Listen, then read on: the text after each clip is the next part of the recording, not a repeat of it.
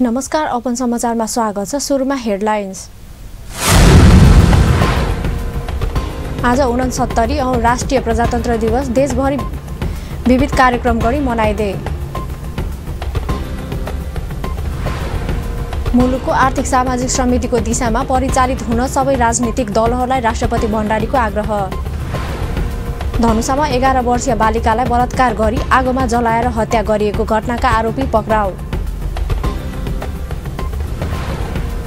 प्रधानमन्त्रीलाई कमल थापा नेतृत्वको राप्रपाका ज्ञापन पत्र, मुलुकलाई हिन्दू राष्ट्रिय घोषणा गर्न माग।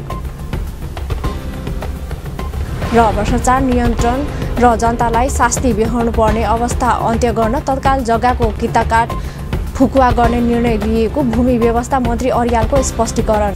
अब समाचार विस्तारमा। 104 वर्षको जहानिया राणा शासन अन्त्य भई देशमा प्रजातन्त्र बहाली भएको दिनको सम्झनामा आज 69औं प्रजातन्त्र दिवस मनाइँदैछ। राणा शासन अन्त्य भई देशमा प्रजातन्त्र बहाली मात्रै भएन, त्यसैको आडमा आज संघीय गणतान्त्रिक मुलुकको जग स्थापित भएको छ।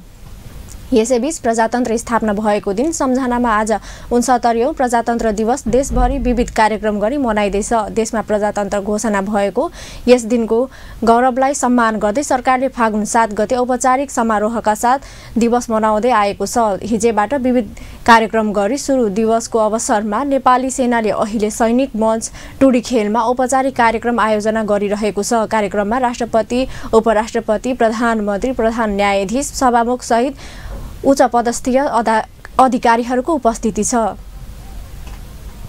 प्रधानमन्त्री केपी शर्मा ओलीले दशकौंदेखि मुलुकको विकास र समृद्धिको अटुट सपनालाई यथार्थमा रूपान्तर गर्न सबैलाई आफ्नो स्थानबाट योगदान पुर्याउन आह्वान गर्नुभएको छ।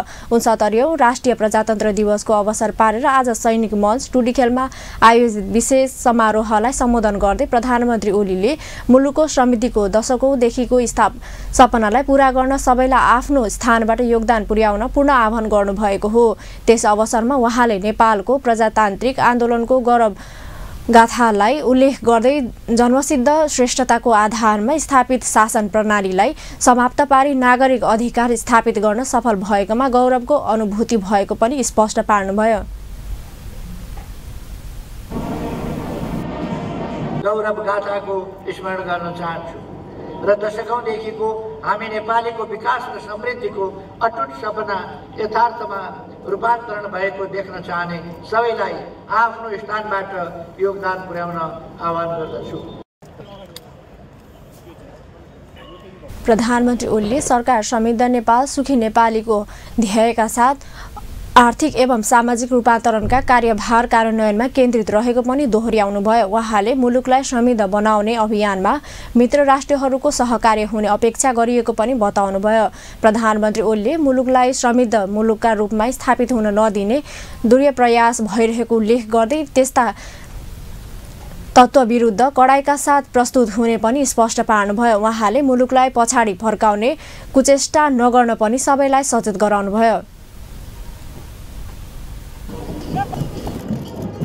शिखर सम्मेलनको आयोजना गरिँदैछ। लोकतन्त्र प्राप्तिको 7 दशक लामो यात्रामा हामीले देशवासीको मात्र होइन, देश बाहिरका मित्रहरूको पनि नैतिक समर्थन प्राप्त गरेका थियौँ। यसका लागि म हार्दिक आभार व्यक्त गर्न चाहन्छु। समृद्धि प्राप्तिको अबको सहयात्रामा हाम्रा मित्रहरूको समेत संलग्नता हुने र लगानी शिखर सम्मेलन मार्फत विकास अभियानमा पनि सहकार्य हुने मैले अपेक्षा गरेको छु। देशको काँचुली फेर्ने अठोटका साथ अघि बढ्दै गर्दा अहिले हामी हाम्रो लोकतन्त्रका सामु केही नकारात्मक प्रवृत्ति पनि प्रतिबिम्बित देखिरहेका छौँ। जारी लोकतान्त्रिक प्रक्रियामा अवरोध सिर्जना गर्ने, विकास निर्माणमा बाधा हाल्ने, वैदेशिक लगानीकर्तालाई निरुत्साहित पार्ने जस्ता गतिविधिहरू शोभनीय छैन। यस्ता कतिपय गतिविधिहरू आपराधिक समेत छन् जुन नेपाली जनतालाई सह्य हुन सक्दैन। राजनीतिक रङमा रङ्गिएका भए पनि नेपाललाई समृद्ध मुलुकका रूपमा स्थापित हुन नदिने कुनै पनि अस्थिरताका दुष्प्रयास किमार्थ पनि स्वीकार्य हुन सक्दैन। यस्ता गतिविधि गर्नेहरू विरुद्ध सरकार प्रस्तुत हुन। प्रधानमन्त्री ओलीले द्वन्द्व व्यवस्थापन आफ्नै मौलिक ढङ्गले अघि ढङ्गले गरेर नेपालले आफ्नो प्रतिष्ठा अन्तर्राष्ट्रिय क्षेत्रमा समेत कमाएको पनि स्मरण गराउनुभयो। विशेष समारोहमा राष्ट्रपति विद्या भण्डारी, उपराष्ट्रपति नन्दबहादुर पुन, प्रधानमन्त्री ओली, प्रधान न्यायाधीश चोलेन्द्र शमशेर राणा, प्रतिनिधि सभाका सभामुख कृष्ण बहादुर महरा, राष्ट्रिय सभाका अध्यक्ष गणेश प्रसाद तिलिम सिन्हा, उपराष्ट्र प्रधानमन्त्री मन्त्रीगण, संवैधानिक अङ्गका प्रमुखहरू लगायतको सहभागिता गरेको थियो। सो अवसरमा नेपाली सेनाको हेलिकप्टरबाट 69औं राष्ट्रिय प्रजातन्त्र दिवस 2075 अङ्कित ब्यानर प्रदर्शन पुष्पवृष्ट पनि गरिएको थियो। समारोहमा हर्ष बढाइसहित बेलुन र परेवा समेत उडाइएको थियो। त्यस अवसरमा नेपाली सेना, नेपाल प्रहरी, सशस्त्र प्रहरी बल, नेपाल स्काउट लगायतका सङ्घ संस्थाहरूले मार्च पास पनि गरेको थियो। समारोहमा काठमाडौँ, ललितपुर र भक्तपुरका सांस्कृतिक झाँकीहरू पनि प्रस्तुत गरिएको थियो। राष्ट्रपति विद्यादेवी भण्डारीले जनताका चाहना पूरा गर्न प्रजातन्त्र दिवसले थप ऊर्जा प्रदान गर्ने बताउनु भएको छ। प्रजातन्त्रलाई जीवन पद्धति बनाएर अगाडि बढ्ने प्रेरणा मिलोस् भन्ने कामना पनि उहाँले गर्नुभयो। 69औं राष्ट्रिय प्रजातन्त्र दिवसको अवसरमा राष्ट्रपति भण्डारीबाट जारी शुभकामना सन्देशमा समृद्ध नेपाल, सुखी नेपाली, नेपाली जनताको चाहना हो भनी लेखिएको छ। सम्पूर्ण नेपालीको यो राष्ट्रिय आकांक्षा पूरा गर्न फागुन 7 गते सबैमा थप ऊर्जा दिनेछ। उहाँले प्रजातन्त्रका आधारभूत मूल्य र मान्यता आत्मसात गर्दै अघि बढ्ने उत्प्रेरणा प्रजातन्त्र दिवसले प्रदान गरोस् भन्ने कामना समेत गर्नुभयो। प्रजातन्त्रका लागि आफ्नो जीवन उत्सर्ग गर्ने सम्पूर्ण ज्ञात अज्ञात शहीदहरूप्रति श्रद्धाञ्जली अर्पण गर्दै राष्ट्रपति भण्डारीले यस दिवसले प्रजातन्त्रलाई जीवन पद्धति बनाएर अगाडि बढ्ने प्रेरणा हामी सबै नेपालीमा दिन सकोस् भन्ने शुभकामना व्यक्त गर्नुभयो। राष्ट्रपति विद्या भण्डारीले मुलुकको आर्थिक सामाजिक समृद्धिको दिशामा परिचालित हुन सबै राजनीतिक दलहरूलाई आग्रह गर्नुभएको छ। राष्ट्रपति भण्डारीले समृद्ध नेपाल, सुखी नेपालीको राष्ट्रिय सङ्कल्प संवैधानिक माग चित्र अनुकूल भएकाले अब सबै राजनीतिक दलहरू र सम्बद्ध पक्षले सोही दिशामा केन्द्रित भएर अघि बढ्नुपर्नेमा पनि जोड दिनुभयो। तेस्रो निर्वाचन दिवसको अवसर पारेर आज काठमाडौँमा आयोजित कार्यक्रममा उहाँले नेपाली जनताले तिनै तहको निर्वाचनमा प्रदर्शन गरेको उत्साह र सही गुणताले मुलुकलाई समुन्नतिको मार्गमा अघि बढाएको पनि स्मरण गराउनुभयो। राष्ट्रपति भण्डारीले निर्वाचनलाई अझ बढी स्वच्छ, स्वतन्त्र र मर्यादित बनाउन आवश्यक कानुन र प्रविधिको विकासमा जोड दिन पनि निर्वाचन आयोगलाई सुझाव दिनुभयो।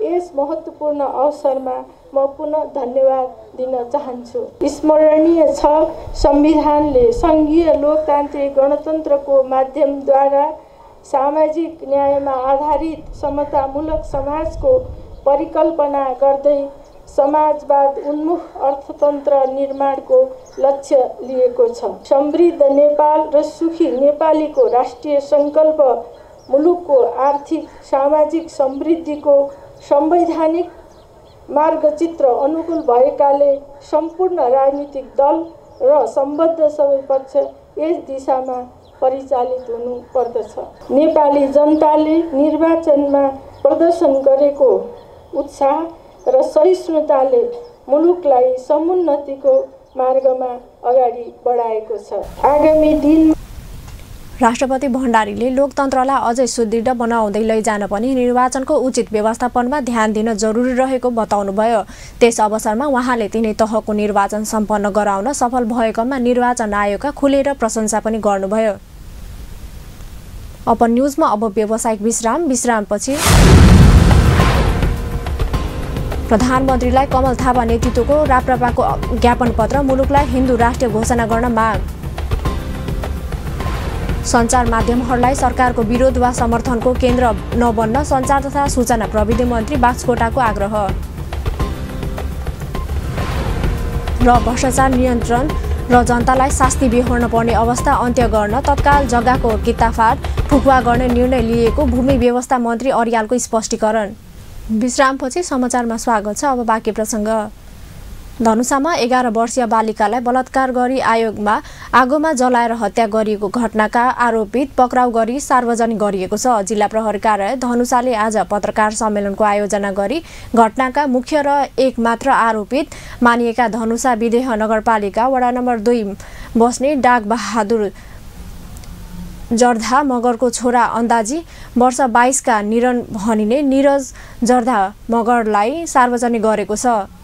2 गते एउटा बालिकाको सब अर्ध जलेको अवस्थामा फेला पर्यो।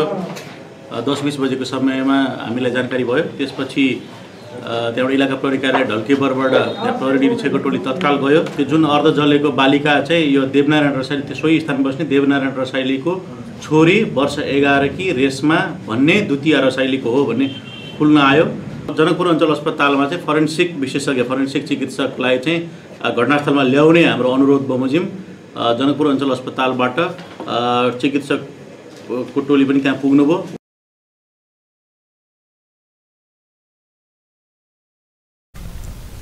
धनुषा प्रहरीका अनुसार मगरले गत फागुन 1 गते उनको मामा घर धनुषाको मिथिला नगरपालिका वडा नम्बर 3 स्थित मगर टोलमा आयोजित इन्द्र थापा मगरको छोरी मन्दिरा थापा मगरकी बिहेमा सहभागी सोही ठाउँ घर भएकी देवनारायण रसाइलीको 11 वर्षकी छोरी रेशमा भनिने द्वितीय रसाइलीलाई चाउचाउ र फ्रुटी दिएर ललाई फकाई गाउँ छेउकी उखुबारीमा जबरजस्ती गर्ने गरेका थिए। त्यसपछि नेपाल पोल खुल्ने डरले बेहोस भएकी बालिकालाई मगरले घाँटी थिचेर हत्या गरेको र सबै प्रमाण नष्ट गर्न बालिकाको सब लत्ता कपडा चप्पल सहितलाई उखुको परालमाथि राखेर आगो लगाएर भागेका थिए।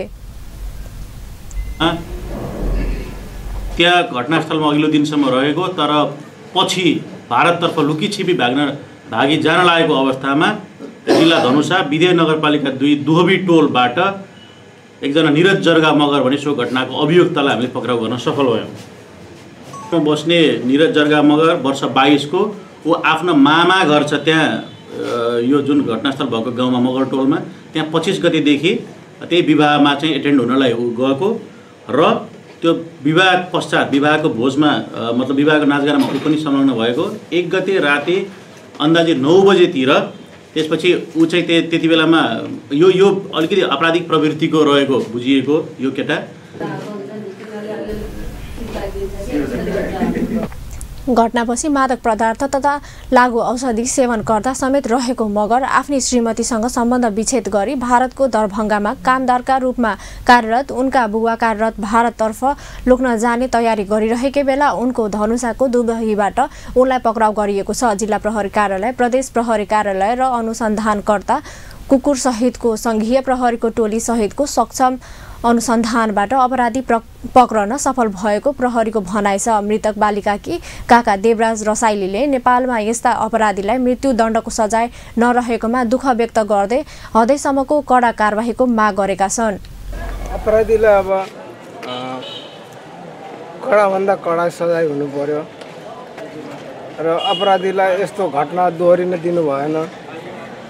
अब भन्नुपर्दा अब त्यस्तो नाबालक बच्चालाई कर्नी गर्ने व्यक्तिलाई अब हाम्रो यहाँ मृत्युदण्डको सजाय त छैन, नभए पनि जिन्दगी सडाउने सजाय चाहिँ हुनुपर्ने थियो। कसरी भयो यो घटना? मगरलाई जबरजस्ती गर्ने गरी ज्यान मार्ने उद्योगमा मुद्दा चलाइने भएकाले म्याद थप गरी अनुसन्धान थालिएको छ।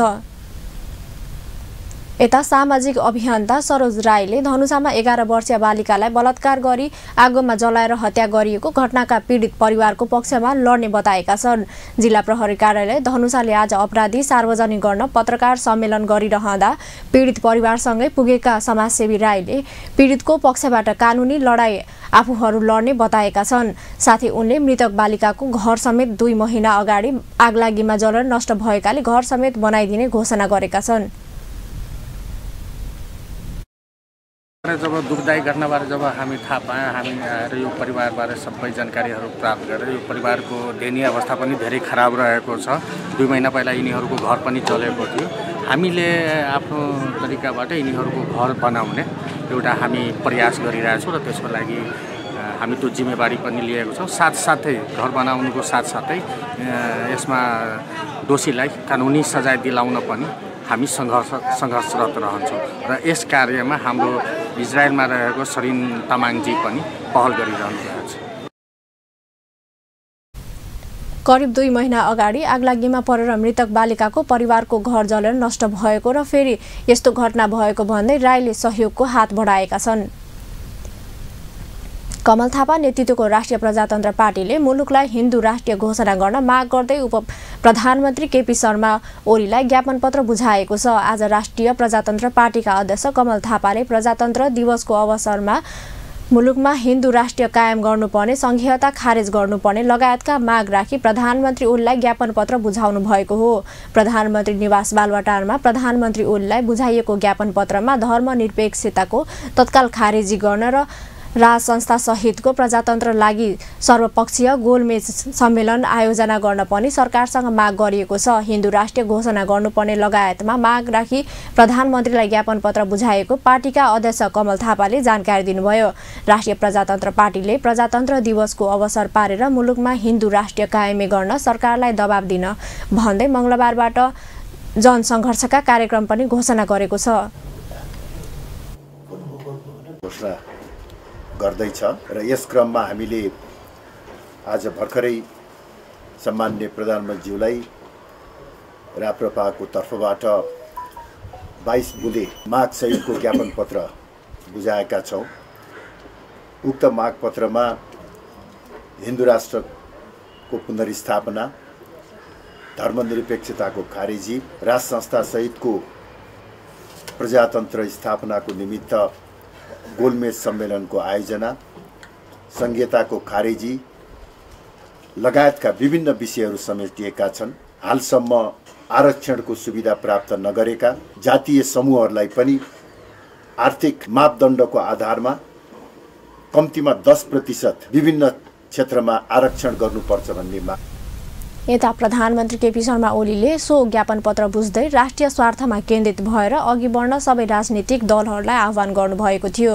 उहाँले दलीय स्वार्थभन्दा माथि उठेर मुलुकको हितमा केन्द्रित हुने सबै गतिविधिलाई सरकारले साथ दिने पनि बताउनुभयो। पाँचौं सुशासन र समृद्धिका प्रयासलाई सङ्गठित ढङ्गले अगाडि नबढाउनु हुँदैन। अबको आवश्यकता छ।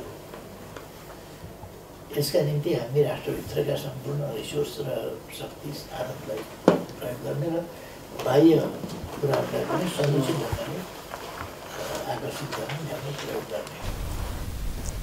प्रधानमन्त्री ओलीले मुलुकको सार्वभौम सत्ता, राष्ट्रिय स्वाधीनता र अखण्डताको रक्षा गर्दै संघीय लोकतान्त्रिक गणतन्त्रलाई संस्थागत गर्दै अघि बढ्न सरकार क्रियाशील रहेको पनि बताउनुभयो।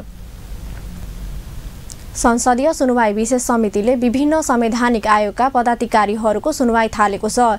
संसदीय सुनवाई विशेष समितिको बैठकमा अहिले राष्ट्रिय प्राकृतिक स्रोत तथा वित्त आयोगका अध्यक्षतामा प्रस्तावित बालानन्द पौडेलले सुनवाई भइरहेको छ। यसपछि राष्ट्रिय समावेशी आयोगका अध्यक्षतामा प्रस्तावित शान्तराज सुवेदीको सुनवाई हुने कार्यक्रम छ।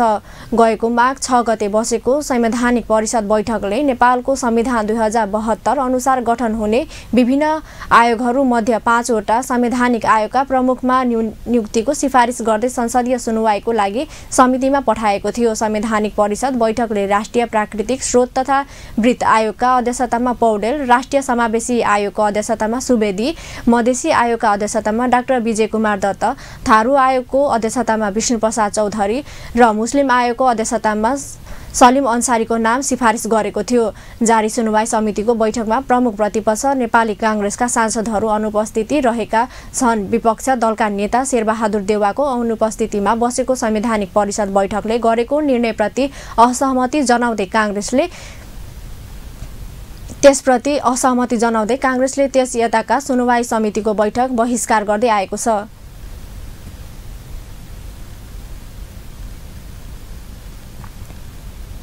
सञ्चार तथा सूचना प्रविधि मन्त्री गोकुल बास्कोटाले सञ्चार माध्यमहरूलाई सरकारको विरोध वा समर्थनको केन्द्र नबन्न आग्रह गर्नुभयो।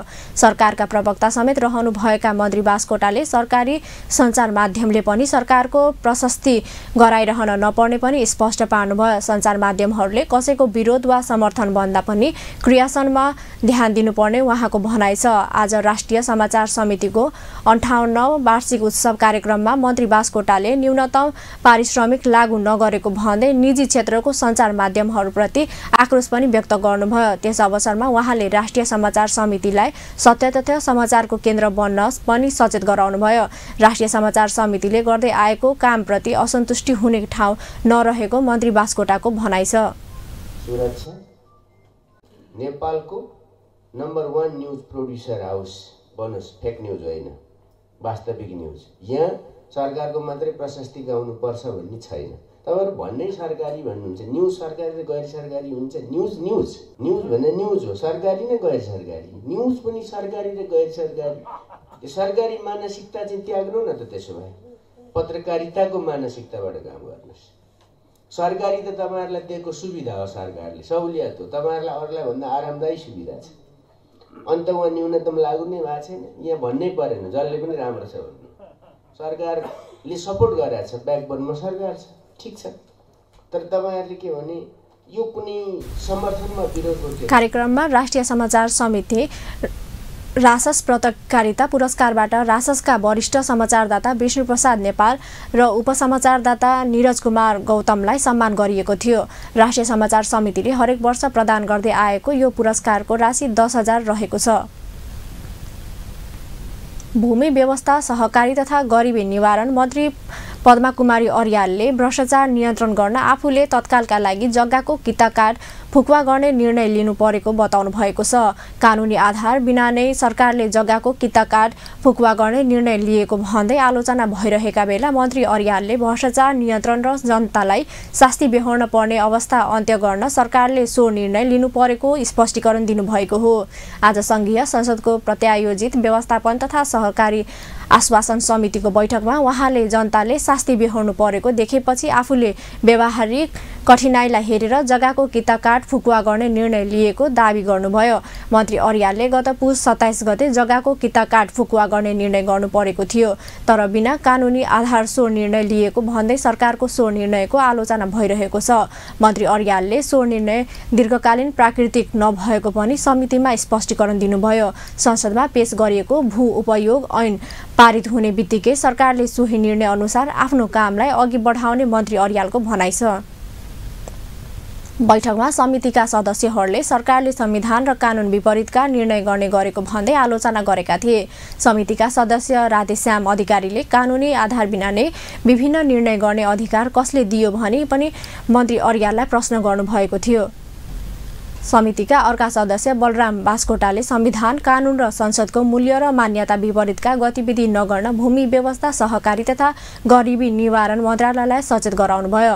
उहाँले संविधान र कानुनी दायरा भन्दा बाहिर गएर कुनै पनि गतिविधि गर्न नपाउनेतर्फ पनि सरकारको ध्यानकर्षण गराउनुभयो। बैठकमा समितिका सदस्यहरूले संविधान अनुसार कानुनी व्यवस्था गर्न ढिलाइ नगर्न पनि भूमि व्यवस्था, सहकारी तथा गरिबी निवारण मन्त्रालयलाई सचेत गराएका थिए। पूर्व प्रधानमन्त्री एवं नेपाल कम्युनिस्ट पार्टी नेकपाका वरिष्ठ नेता माधव कुमार नेपालले भ्रष्टाचारीले कुनै पनि हालतमा उन्मुक्ति नपाउने बताएका छन्। उहाँले वर्तमान सरकार भ्रष्टाचारप्रति आक्रामक रूपमा प्रस्तुत हुने पनि बताउनुभयो। राजदेवी मिडिया सेन्टरद्वारा आज रौतहटको गौरमा आयोजित 7औं महिला साइकल दौड प्रतियोगितामा विजयी भएका छात्रालाई पुरस्कार वितरण गर्न आयोजित समारोहलाई सम्बोधन गर्दै नेपालले भ्रष्टाचार कुनै हालतमा नछाडिने बताउनुभयो।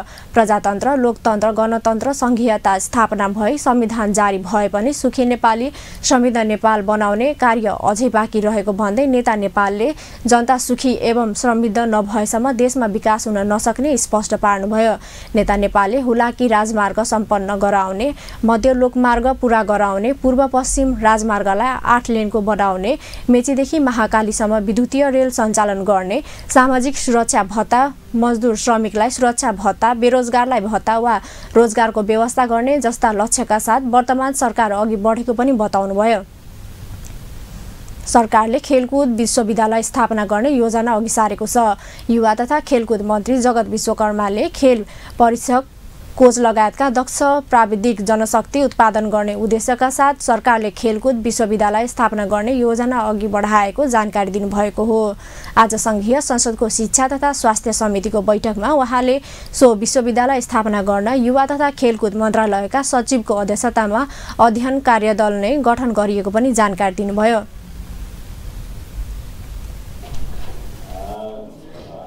हिसाबले खेल क्षेत्रमा चाहिने प्राविधिक दक्ष जनशक्ति प्रशिक्षकहरू कोचहरू उपलब्ध उत्पादन गर्ने हिसाबले एउटा एकाडेमी भनौँ वा भविष्यमा एउटा खेलकुदको मन्त्री विश्वकर्माले खेलकुद क्षेत्रको विकासका लागि 3 वर्षभित्र काठमाडौँ उपत्यकाभित्र अन्तर्राष्ट्रिय स्तरको रङशाला निर्माण कार्य सम्पन्न गर्ने प्रतिबद्धता पनि व्यक्त गर्नुभयो। त्यसका लागि जग्गा प्राप्तिको कामलाई अघि बढाएको मन्त्री विश्वकर्माको भनाइ छ।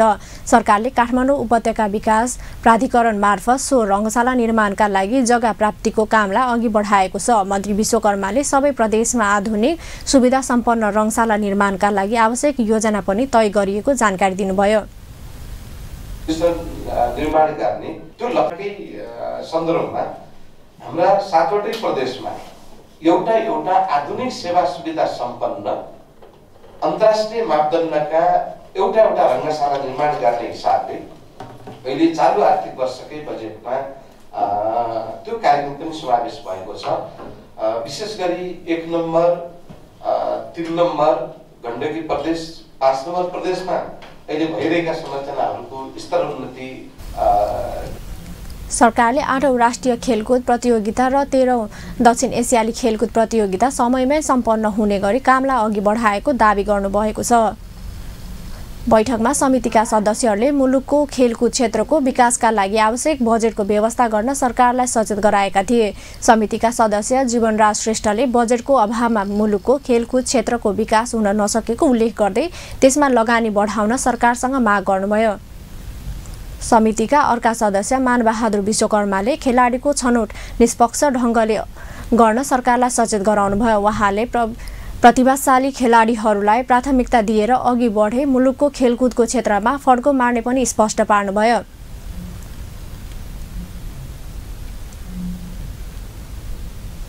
अन्त्यमा हेडलाइन्स पुनः एकपटक। आज 69औं राष्ट्रिय प्रजातन्त्र दिवस देशभरि विविध कार्यक्रम गरी मनाइँदै। मुलुकको आर्थिक सामाजिक समृद्धिको दिशामा परिचालित हुन सबै राजनीतिक दलहरूलाई राष्ट्रपति भण्डारीको आग्रह। धनुषामा 11 वर्षीय बालिकालाई बलात्कार गरी आगोमा जलाएर हत्या गरिएको घटनामा आरोपी पक्राउ। प्रधानमन्त्रीलाई कमल थापा नेतृत्वको राप्रपाका ज्ञापन पत्र मुलुकलाई हिन्दू राष्ट्र घोषणा गर्न माग र जनतालाई शास्ति बेहोर्न पर्ने अवस्था अन्त्य गर्न तत्काल जग्गाको किताकाट फुकुवा गर्ने निर्णय लिएको भूमि व्यवस्था मन्त्री अर्यालको स्पष्टीकरण। हस् त अपन न्युज अहिलेलाई यति नै। पल पल खबर तेज नजर हेर्दै रहनुहोला अपन टेलिभिजन। नमस्कार।